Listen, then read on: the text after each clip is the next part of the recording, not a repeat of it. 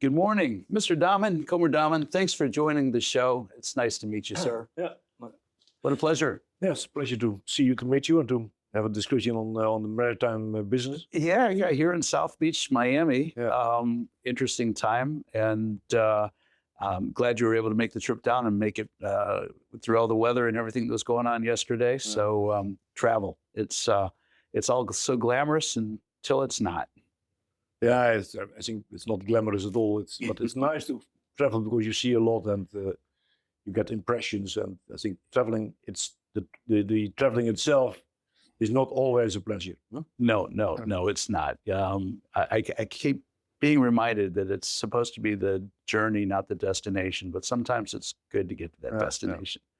So real quickly, Kommer Damen is second generation, most influential developing and building the Damen Shipyards organization.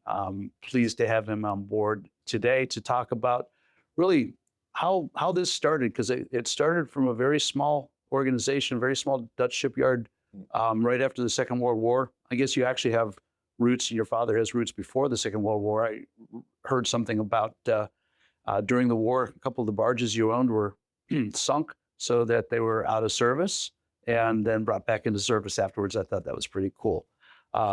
Some Dutch ingenuity there for sure. But talk to us a little bit about how things started for you as a young man, growing up in the maritime world and getting a vision about what the future could be. Yeah. So my uncle and my father, they started this small shipyard in 1927. It was, of course, the crisis period, not only in the United States but also in Europe. Yeah. So they were working at the shipyard and they got unemployed and they started for their own, building small boats for local industry and government also. Right. So the government were boats for the government to manage the river. So the yard is on the River Rhine. Right. So these were clients in the neighborhood. I'm sorry, didn't interrupt, but were these vessels at the time constructed of wood, steel? Steel. Okay. Yeah. Okay. Just want to understand. Yeah, steel, but riveted and not welded yet. Wow. Okay. So during the Second World War, this is war, but also in a war, not on the front, but in the interior of the countries which are at war. Right. Life continues. Of course, it has so to. you have to have your daily food and all these things, and so the yard continued more or less with building mills for getting oil out of the grain of the neighborhood farmers, etc. Right. So I was born in the Second World War in 1944, and then we lived at the yard. My father and my mother and my sisters and myself, and so I never thought about what I'm going to do later. So I automatically went to school for naval architecture and marine engineering to come to work at the yards of my father and my uncle. So I finally came to the yard in 1967 as a young guy. And then my father said, okay, he was already 65 years old, and you can take my chair. And so I became the partner of my uncle. My uncle was the youngest brother. Okay. And also a cousin of mine was already working in the yard for several years. And the yard existed then, on that time, out of 3 small shipyards close to each other, and a carpenting factory derived from the carpenting department of the yard, and also building hard wooden, teak and mahogany wooden frames and doors for the building industry. Oh, wow. So then I saw that most of the clients of the yard were either partly government still, which was about 50% of the turnover, and the others were dredging companies, which are surrounded which were established in the surroundings of our yard. Sure. And working worldwide, all kind of dredging routes over the world. Still, these are the largest dredging companies of the world on this moment. And then they called my father because he had a job in Bahrain or in Argentina or wherever, and they had to mobilize equipment to do that dredging job. Mm-hmm. So the strategic material they had already planned for the job, but the small equipment they bought what was available on the market. Sure. So bulldozers, drag lines, but also the small launches which my father and my uncle built for that industry. And they always called, and they had to be delivered in a few weeks. And then my father had an idea. We go to one of our clients, maybe he will sell his boat and can build a new one. So he had it well organized. But I thought when you can build a new one in 2 weeks, then there's a market because they like to have a short delivery time, but not a second-hand boat, but preferably a new one. In 2 weeks. Yeah. So then they made a plan that which we took hulls in stock. Right. These were small boats. So they were 12, 14 meters. Yeah, sure. To take a hull in stock, engines in stock, propulsion equipment, windows, electrical system. Then you could assemble the boat in 2 weeks, in my view. So made the plan, discussed it in the family. I thought it was a really good business because you could ask a high price for it, maybe, and then better price than value for quick delivery, right? Exactly. So then the plan was discussed in the family, and my uncle was against it, my cousin, and also my father. And so then we were just discussing the whole idea for a year. And then my father and my uncle decided to split up the company. Okay. Because they said it is not good that these two guys, my cousin and myself, will continue because they have totally different ideas. So we better split up the company. So after the split up, my uncle and my cousin went on with his two yards, the newest and the oldest. My father kept the other yard and the carpeting factory. And after the split, he said, "Okay, I don't see I think your plan is too risky. If you want to do it, you do it on your own. You can buy the yard and then I continue with the carpeting factory." Wow. So, okay, I said that's a good idea maybe. So then we valued the yard, and then I had got a debt to my father because he had no money to buy. Debt to my father, a good friend of mine, he was an accountant. He said, maybe it's a good idea that your sisters also declare that the price you pay is a reasonable price. So that was not a double bad idea. Okay, yeah. And then, after the split, I had a small yard and the good idea and the debt to my father. And then my father said, okay, you cannot be our good people, good persons and good laborers, be also the victim of your risky plan. So give them the chance to go with your cousin. And they almost all went with my cousin. And so then they left with 6 people. A good idea. Yeah. And that to my father and the old yard. So then, okay. And so then I said, okay, I had no capital to invest in this stock because you had to have a stock of hulls and Sure. and engines, etc. So then I went to a broker in second-hand dredging equipment. He was a worldwide broker in Sliedrecht. That was 10 kilometers downstream the Rhine. Right. And then I asked him whether he would partner with me to do this. And he said, I think it's a good idea, but they have to sleep a few nights about it, then they come back. So he came back, said, okay, it's a good idea, but yes. I said, but of course, you have to provide the money for the whole start.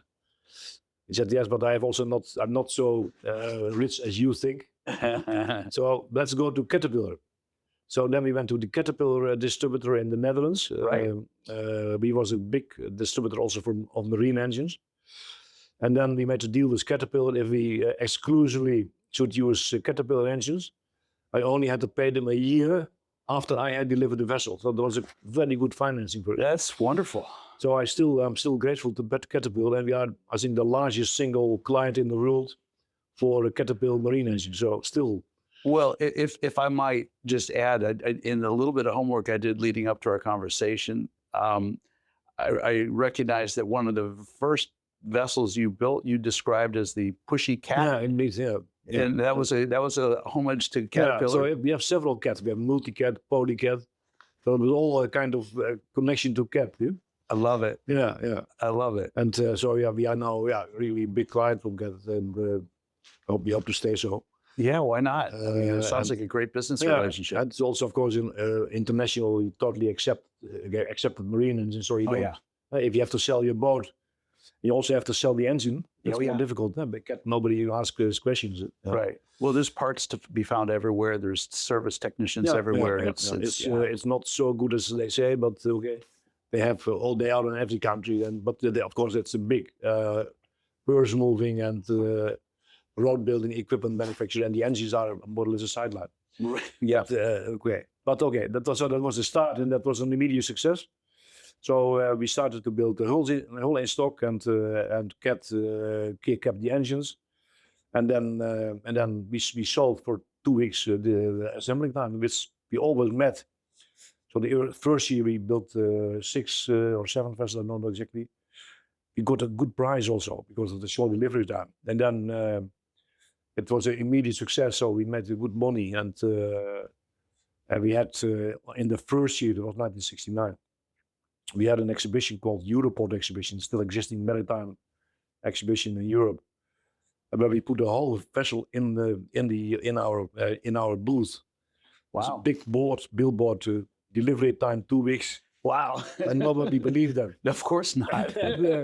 But we always made it, and so the first year 6 boats, the next year 12, and every year we expanded. Also, the yard was much too small, so I rented and hired places along the river banks for other places to assemble. And then in 1974, I bought already the place where our main office is now in Groningen, and built a totally new yard, and built in 1976 already 156 vessels. Wow. So we don't almost build the same on this moment. No doubt. And at that point in time, how many employees did you have at that point? You went from 6 to. Yeah, so we grew very fast. So in 76 we had about 100 people or something. All right. But we assembled a lot because I subcontracted the cascos. I subcontracted almost everything. So we were a screwdriver factory instead of a shipyard. Right. Yeah, we can talk about this later, but there's similar models in the yachting industry in Northern Europe that follow that, and including one of your companies as well, which is interesting compared to some shipyard models where everything's vertically integrated and everything is done in house. And there's efficiencies to be found.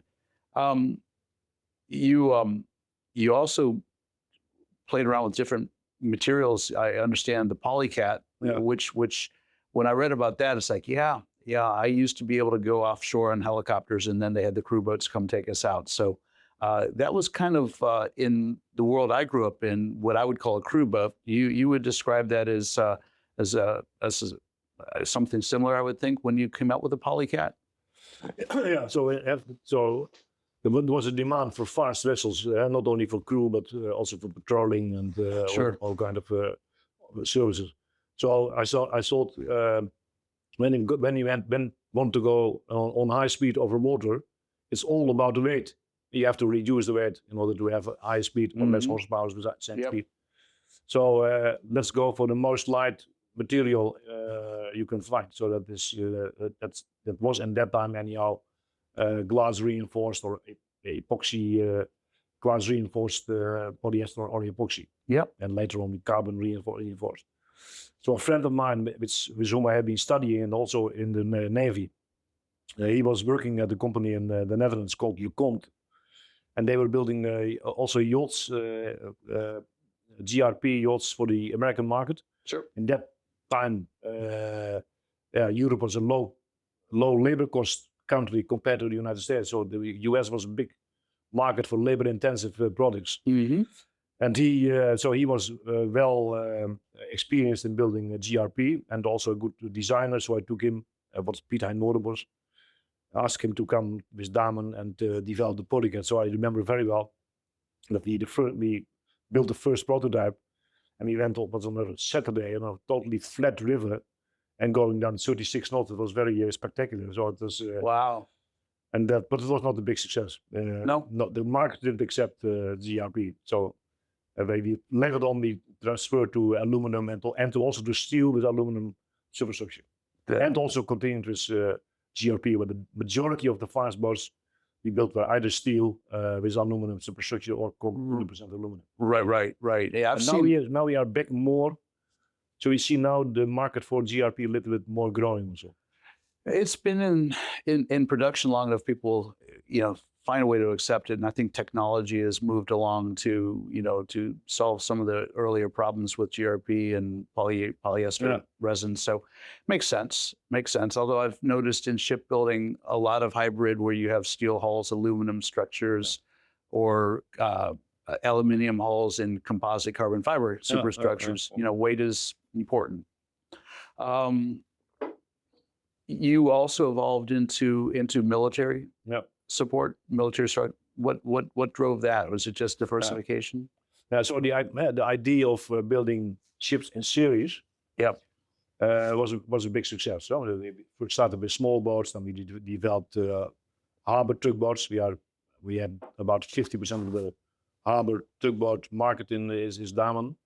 And why is it this a success? Because by building a series, you can put more attention in the developing of the vessel, because you're going to build tens, or some of the boats we build hundreds. Yeah? Right. 100. More attention to develop a vessel, so you have a better vessel. You improve the vessel because of the feedback you get from your clients, from your service departments, from your procurement department, engineering. Improve the vessel, so you have better vessel.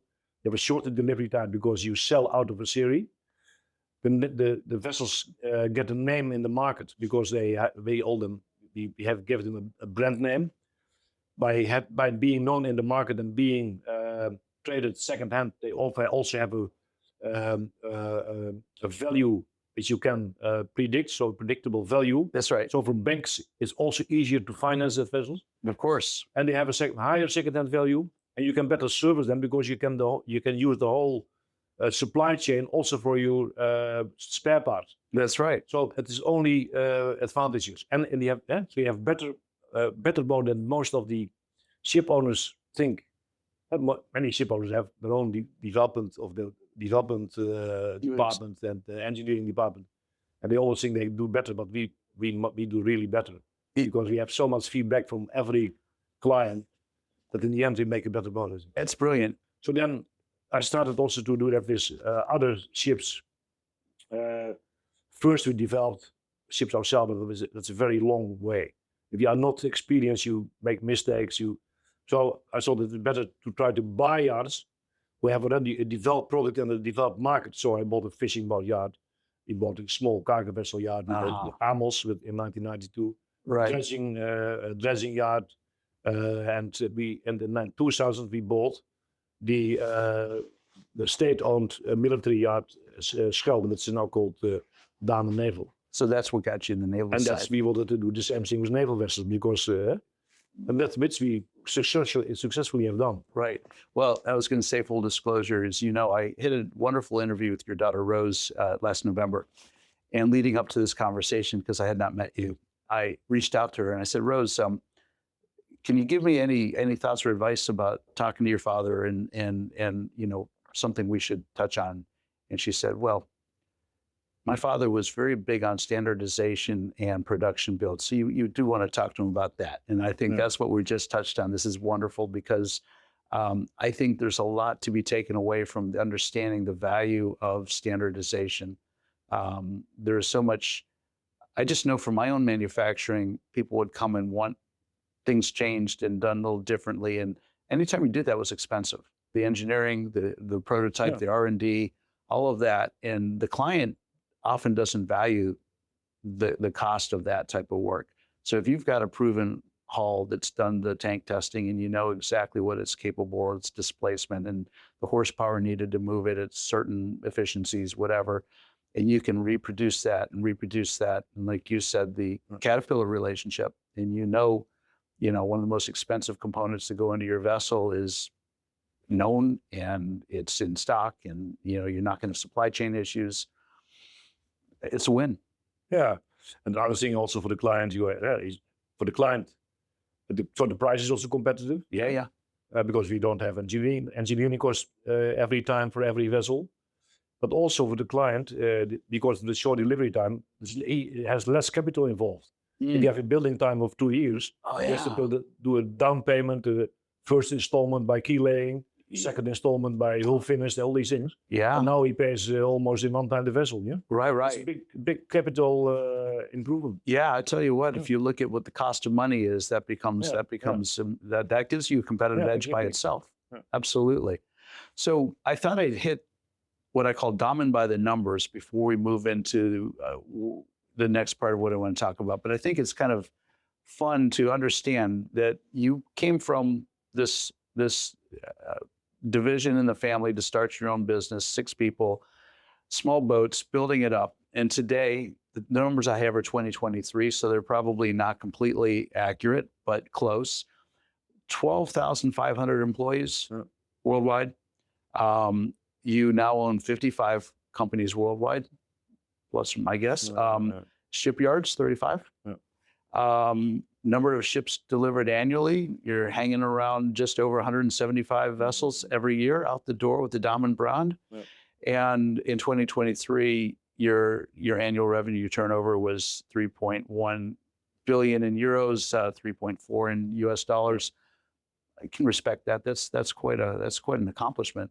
Yeah, you need some luck also in this business.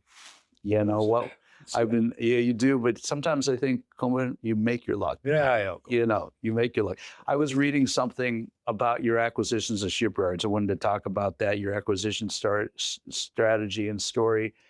And this was, I think, in the 70s, and you hired an airplane to go fly over different ships. Who does that? I mean, today, I guess you got drones and it's more common to jump on a helicopter and go fly. But, when you're trying to figure out what you're going to do and how you're going to grow, and that's what I mean about making your luck. But I flew for 4 weekends all over all Dutch shipyards, but about 150 yards or something. Wow. Yeah. Well, you certainly got to know your competition, I'm sure, and you got to know the territory really well. So I think your acquisitions really kicked off in the early 80s, if I understand the history well. I'm really interesting because growing up, I'm younger than you by a couple of decades, but not a lot younger. And I remember when the Berlin Wall fell and the communism and the Soviet Union came apart, and I'm trying to remember the gentleman, Lech Walesa, who was like the head of the naval shipyards or the unions in Poland. He kind of drove a lot of change in Poland, and he was in Gdansk. And I understand you acquired a shipyard in Gdansk, and the story about that acquisition is amazing. Share that with us. Yeah. So like I told you, we had because they had almost no personnel when we started. They started with being an assembling yard, and so subcontracting, building. So the hulls we were buying, but some of there were yards who built 50 boats per year, hulls for Damen only. Right. So, but but if you build so many vessels as we did, so 150 a year, you need also a big marketing organization, because if you get stuck, you get a liquidity problem and maybe you can go bankrupt. So, right. So I always had an overkill in sales. You need an overkill in sales organization. Right. You can sell more than you can build. Otherwise, this is a very dangerous concept. So my father and my uncle were right that this. Yeah, right. You can build yourself out of business. Yeah, it's risky. So, right. But by having this overkill in sales, we had a global sales organization. Right. Working in Africa, Middle East, Far East, South America. United States was not a market because of the Jones Act. Mm-hmm. But so working all over the world, we have to also compete on a worldwide basis against Chinese yards, so our cost price for the bigger turnover should go down. So we could easily compete in European circumstances, but for a worldwide, also Far East, for instance, where we had the disadvantage of transport costs to bring your ships there. Yeah, sure, of course. We had to bring down our cost price. So what I did in the 70s already, I went to Poland, in the communistic time, to subcontract hulls in Poland. Sure. and bring them to Holland and assemble them in our yard in Gorinchem. And the quality was good. Very good, and the yards were so communistic that there was no administration. Nobody knew what the coastline was was on their own. So then there were state export organizations for big. Poland was a big shipbuilding country. Right. So we had Centromor. They were this was the state sales organization for big vessels, and we had Navimor for small vessels. So we had to deal with Navimor. Okay. But of course, in the end, you had to deal with the yard.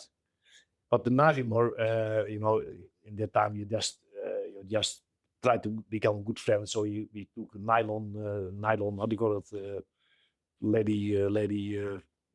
the name of it? No, lady socks, nylon. Right. Or jeans, and that you added. So that was very. You became friends because you exchanged small things. We don't call those bribes. Those are just gifts. No, it's just gifts. Yeah, absolutely. Not bribe, but they didn't know what something cost. So So it was very for them. It was amazing. Yeah. Right. I love it. Okay, so that went on till the end of the communism. So after the fall of the communism in 1990. Yeah. 1989, when the Berlin wall shut down. So I thought, what to do now? Because now it's a different ball game. So then I went to the city of Gdansk and they said, okay, we have been working with this shipyard already for more than 10 years, buying hulls. But now, now the whole thing is changing. Can I buy the yard from? Yeah, they said it was okay. It was the mayor and some of his assistants said, in Poland, everything is from everybody. You cannot buy anything here. So, okay. What are you buying? Yeah, so if a rule I cannot sell. So it's and then he said, but I have an idea. If we have a cadastre, we have this from the Napoleon time. We have a cadastre.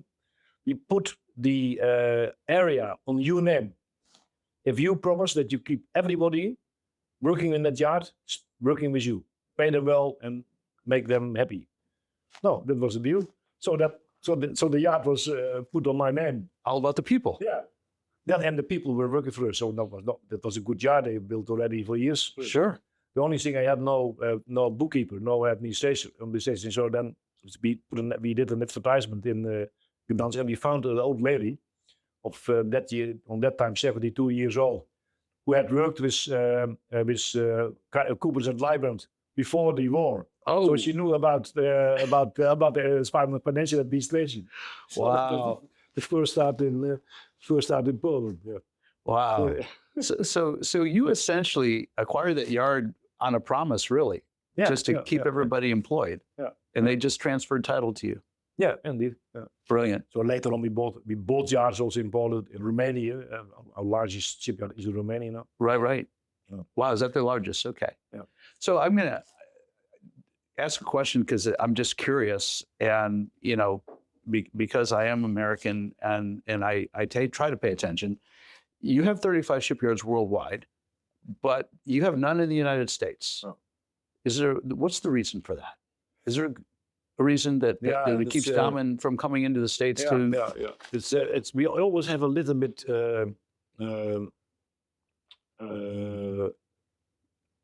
we are a little bit afraid of lawsuits, claims. The whole American society is very difficult to understand for us. Yeah?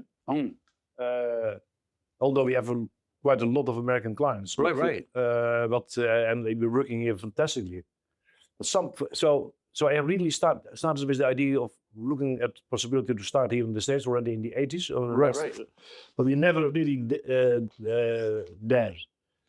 And if we should ever we should do it as a strong partner, in my view. Right. Who knows the American circumstances better than we.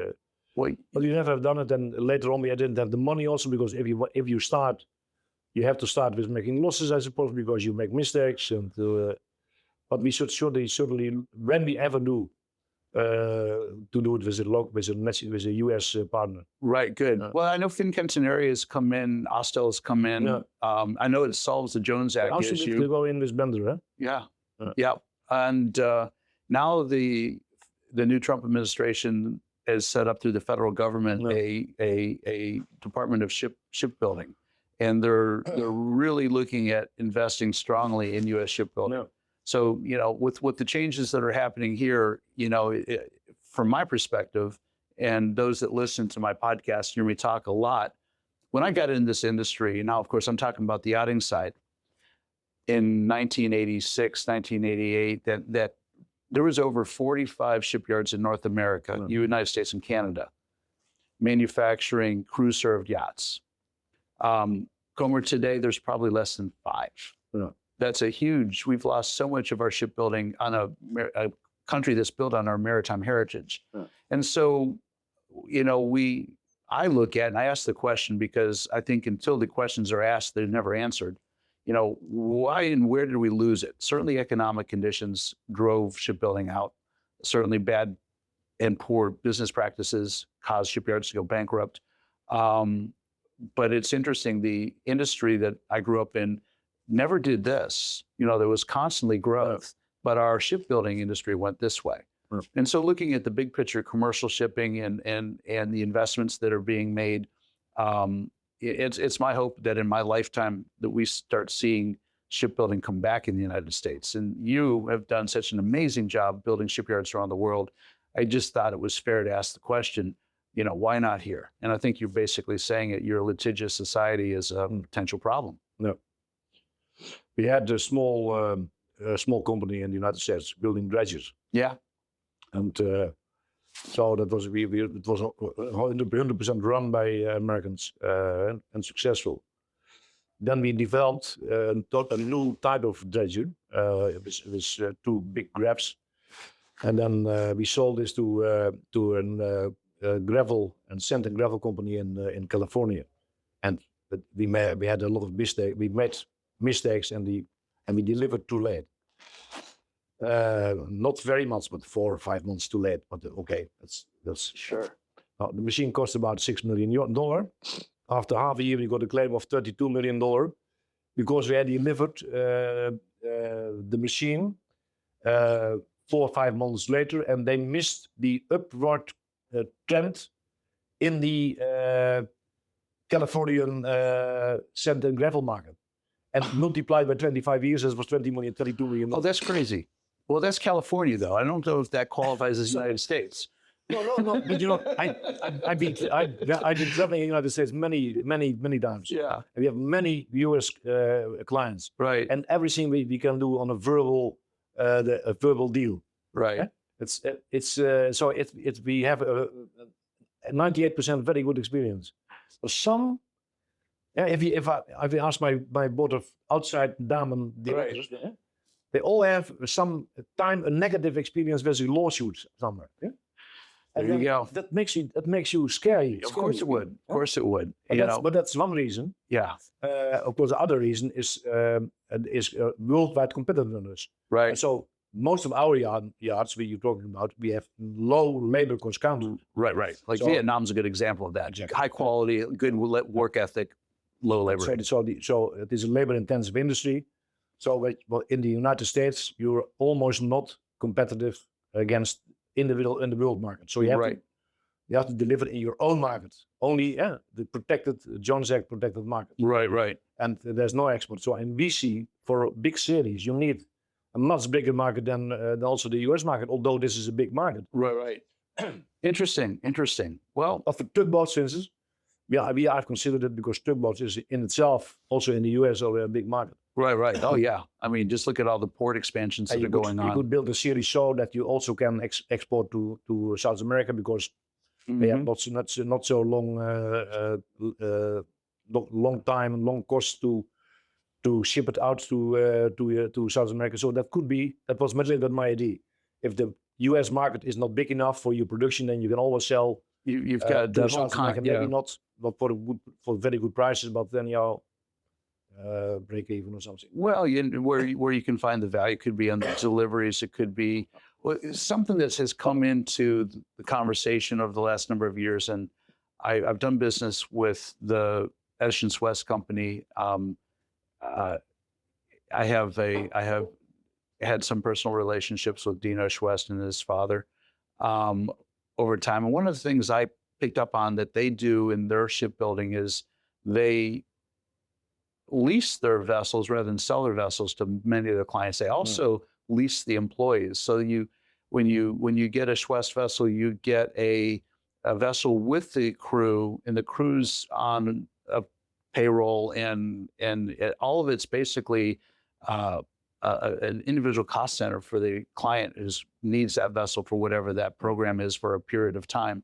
Is that something that's in the Damen business? So tugboats we build mostly now in Vietnam. We have a real factory. If you see it, you see it's like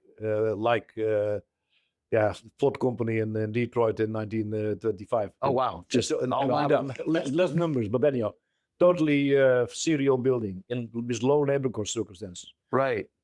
Extremely well climatized. Super investment regarding all machine tooling and all these things. We were discussing with Alan yesterday about cost price here and there. You're talking about half the price. Right. That's real. You can in the US and also not in Europe. You are not able to build at costs which are globally competitive. And if you are not that, then you have a limited market. That's it's your surrounding market. But what happened in the US, it did also happen in Europe.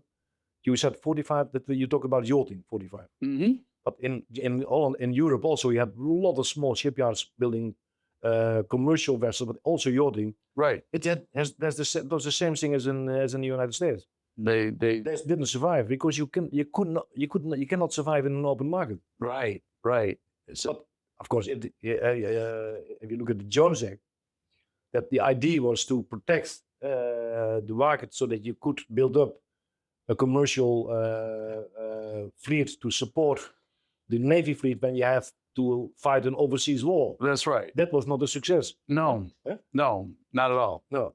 That was maybe too protected. And there's a lot of conversations here in the United States about modifying the Jones Act because of that. There's been a lot of opportunities lost and missed. For instance, look at the cruise ship industry.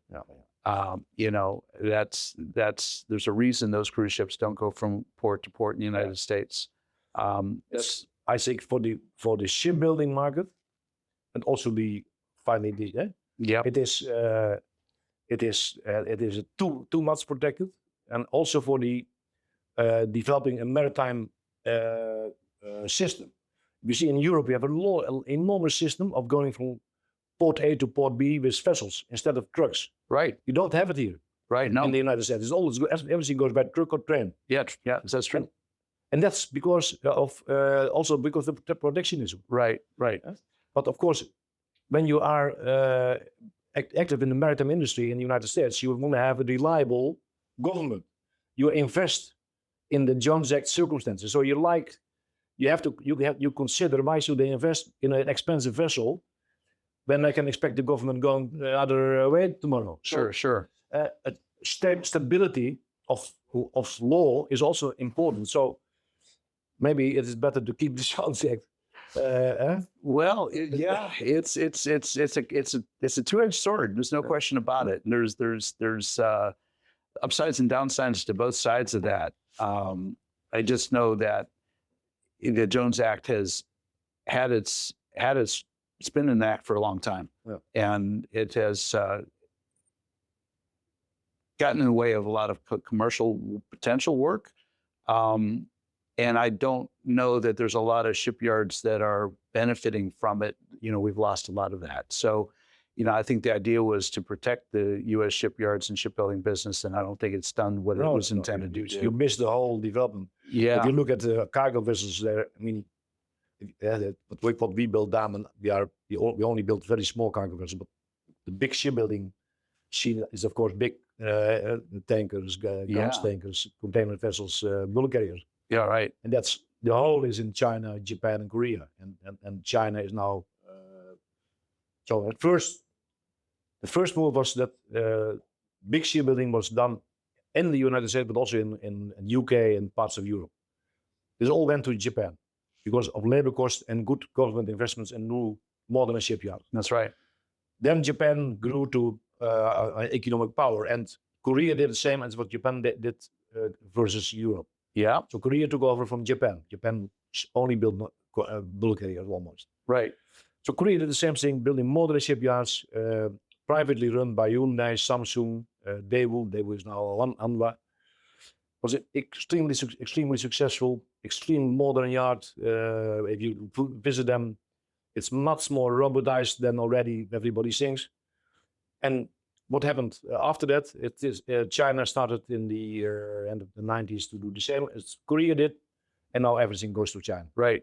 And then still Korea is active. They built a lot of gas tankers. Yeah, they still have a big shipbuilding industry. But Yeah, but if you ever have the chance to visit shipyards in the big shipyards in China, Korea, but especially Korea, it's amazing.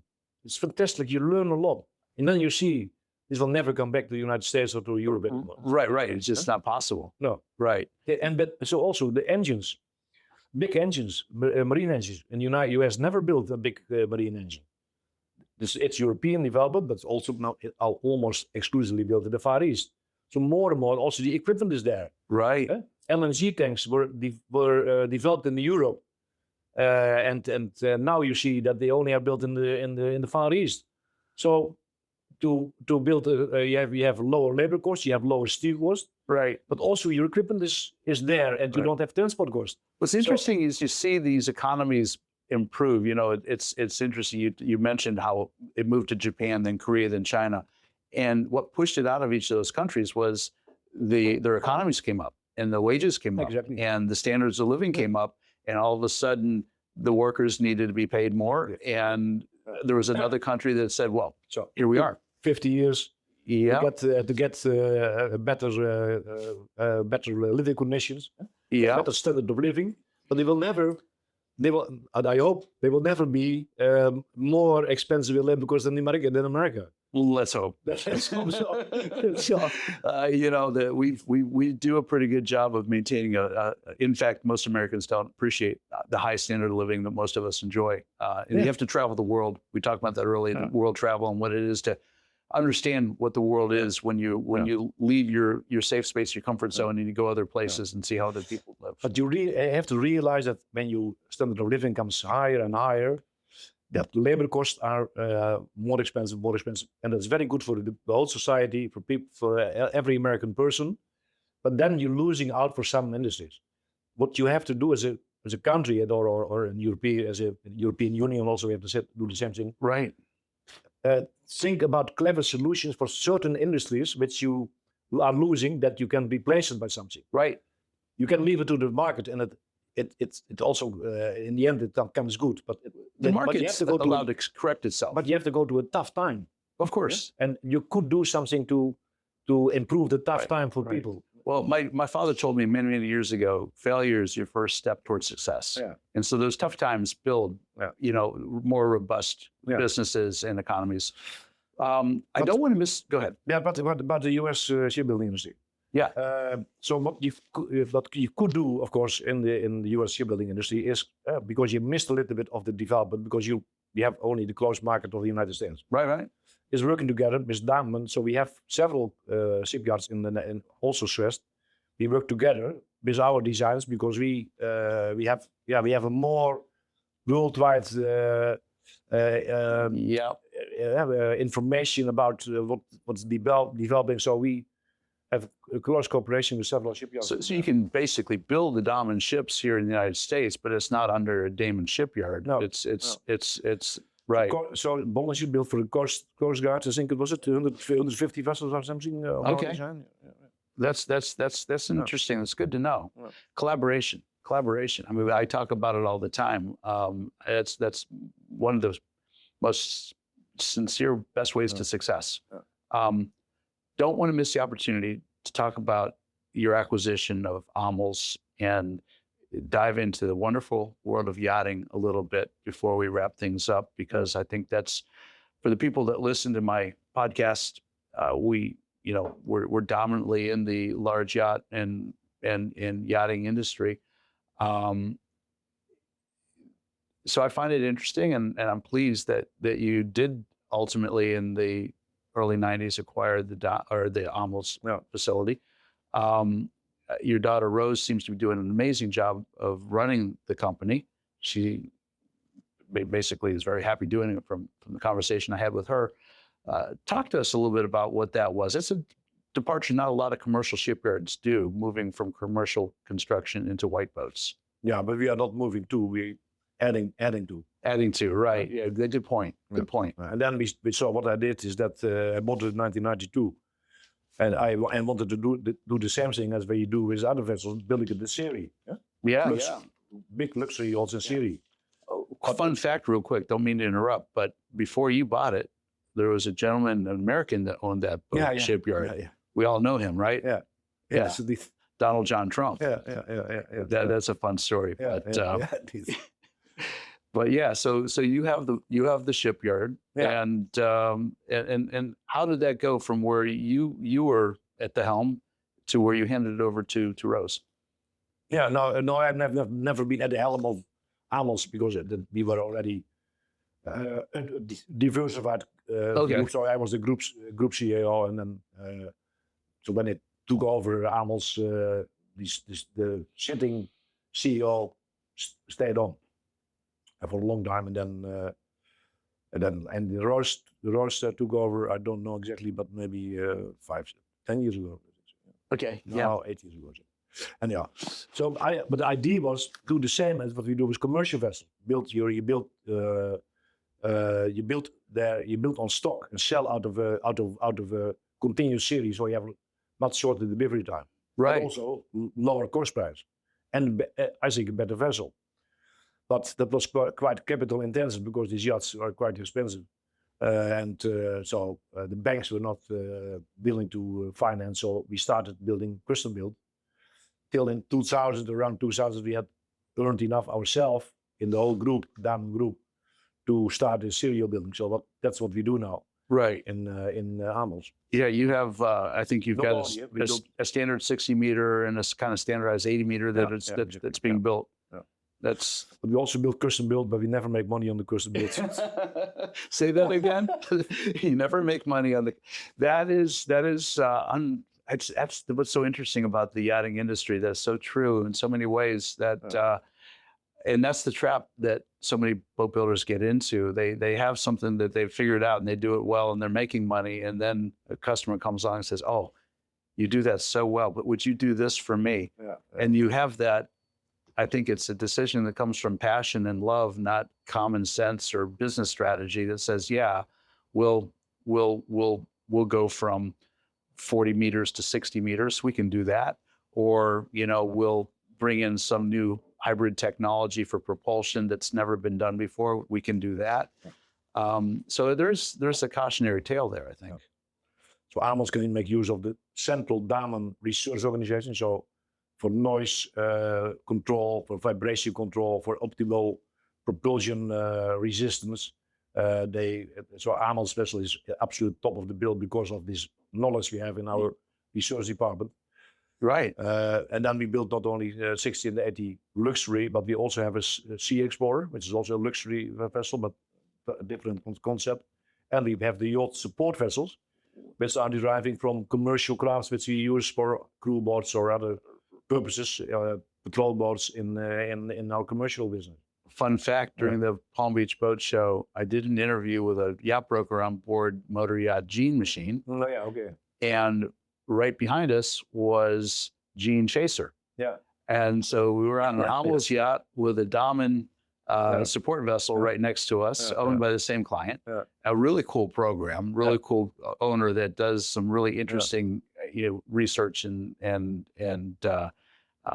it just fun program. And I just thought it was occurring to me at that time, it's like, well, I'm going to be talking to Mr. Damen in the near future. And here I'm on an Amels vessel with a Damen vessel right behind. How fun is this? Yeah, it was nice. Yeah. There you go. Yeah. So the future for those companies is looking pretty good too. Yeah, I think so. Of course, it's very so if you look at Damen, so we build military vessels, tugboats is our biggest business. Other work boats for the wind industry, boats for the oil and gas industry, dredging equipment, and yachts. then you see there's all different drivers. So for government ships like military, it's totally they have stable budgets, and for military the budgets go up on the moment. Everybody is extremely increasing the military budget. So, but for instance, maybe when the stock markets are going to fall down, the yacht business will go down. I don't know. When you're really rich enough, It doesn't matter. it doesn't matter so much, I think. But Right. but there are different drivers. Dredging is more or less building industry driven. Yep. Port and harbor is transport driven. That's world trade, and that's growing and growing. So that's but not also shrinking. It could be if the world trade goes down, then that market also goes down, because these boats, they last for 50 years. Or we have been visiting now a client from Damen on the Great Lakes. He has a lot of boats which are tugboats which are 100 years old. Wow. Yes. Wow. So Did you make them too good, maybe? no, not Damen. But still, yeah. Think about that. I gotta, as we get ready to wrap up, I was recently in the Netherlands, and I had an industry friend bring me over to the Van Lent shipyard in Amsterdam. Yep. And I had been to their yard in Cog. I had not been to this new shipyard.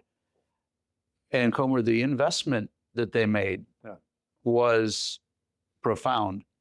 The shed, it was a graving dock that they actually could partition. So they had two vessels in the same, completely covered, heated, air-conditioned, ventilated, beautiful. I would guess 250, 300 million euros investment easily. And what really got me was that as we're finishing the tour of that yard, we walked outside in the beautiful November Dutch weather, and he pointed to the property adjacent and said, by the way, we're getting ready to break ground. We're going to put a second dock, graving dock here, a shed, just like you just saw. And then he pointed across the river. He says, we're going to put a third one there. That's our refit yard. It's going to be only exclusively for refit. And I thought to myself, here's a Dutch shipyard in the yachting industry, probably pushing close to €1 billion of investment. And we're not seeing that here in the United States. That's another thing I wanted to say. In the US, why is the shipbuilding is not coming off the ground for the worldwide market? It is also quality, because there's no one shipyard with top. The only one I know is Shest. Yeah. They really have invested in a very nice shipyard. Yeah. But further on, you always see two small sheds. The area is not paved. You have when it's blowing and it's dry, you get there's dust coming up. Yeah. Dust coming up. So in our yards, every yard is 100% paved. Yeah. Everything is going undercover. In cold climates, it's heated. For hot climates, it's cooled. It's climatized.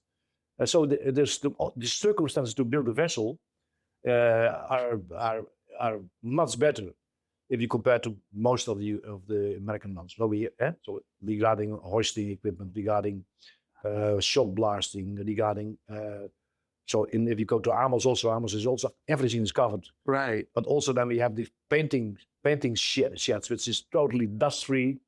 We have in our halls we have water spraying, so there's no dust in the big shipbuilding halls. Right. And all these investments is for quality, of course. Yeah? Right. That you see also. If you look at the vessel, Dutch built per vessel, the Damen, the Land of Amels, the Land, the Vries, it's all top quality. Yeah, that's true. That's true. And that is, and it's funny because we talk about, how the Northern European shipyards, particularly the Dutch shipyards, a couple of German shipyards, have prospered in the large yacht industry. The Italian shipyards have got a completely different type of program. It's interesting that the quality, the high standards, and the wages still allow for that in Northern Europe. So just takeaways I think we have. So Kommer, one of the reasons we got together was I had a relationship with one of your companies, and we did some really back when I was with Nautical Structures, we had collaborated in a couple of projects together. I was building cranes for some projects, and then afterwards knew some people in the organization, Knud Hansen, a Danish company that has an office here in the United States. So technically, you do have a footprint here in the U.S. Yeah. That's an interesting piece too. You've actually vertically integrated your shipbuilding and all of that by incorporating naval architecture into your business. Yeah, we have. I personally, I try to do as less as possible vertical integration. Yeah. Because if you have in your vertical column a company which is not a company or a department which is not performing, it's very difficult to improve. Yeah? Right. If it's a subcontractor, you can change. That's Right. my philosophy. But within Damen, I'm the chairman, and I'm already old. So there are other people with other opinions, and sometimes you see that we invest in vertical integration. Of course, I have to allow to improve it, to prove it, how do you call it, to go with it. But Knud Hansen is not an example of our strategy. It's maybe the idea was Knud Hansen. Right. They are developing the bigger vessels. Right. Big ferries also. We think that public transport is a big market. It's a big market for Damen. We build a lot of ferries, all kinds, small and bigger ones, and that's why we thought Knud Hansen with a footprint in the ferry market, having experience, could be a good know-how addition to Damen for that market. It's a good strategy. And they also developed the icebreaker I told you. The Australian one. Yeah. Wow. Wow, which is arguably the largest vessel Damen shipyards have built. Yeah. And but icebreakers is also becoming a big market. We are considering whether we should be part of it, but it's a big market. Well, yeah, when you think about the polar, for instance, the Arctic, and now the Northwest Passage is becoming more navigable because of the reduced amount of ice, and you still need icebreakers, and there's perhaps more navigable waters now that those ships could be useful in. Yeah. So that's good to know. Yeah. And you guys are getting ready to finish a project, which I found really interesting. That was the Rev Ocean project. Yeah. I got a soft spot for ocean research and the ability to get scientific research out onto the oceans, and that whole ship is built around that idea. Yeah. Yeah. So we're going to finish that now in our yard in Vlissingen in the south of the Netherlands. But we also did Ocean Explorer. Right. It's an American-owned vessel. Yeah. That shows up in a few National Geographic documentaries. Yeah. That's a cool boat. Yeah, it's American-owned. Yeah.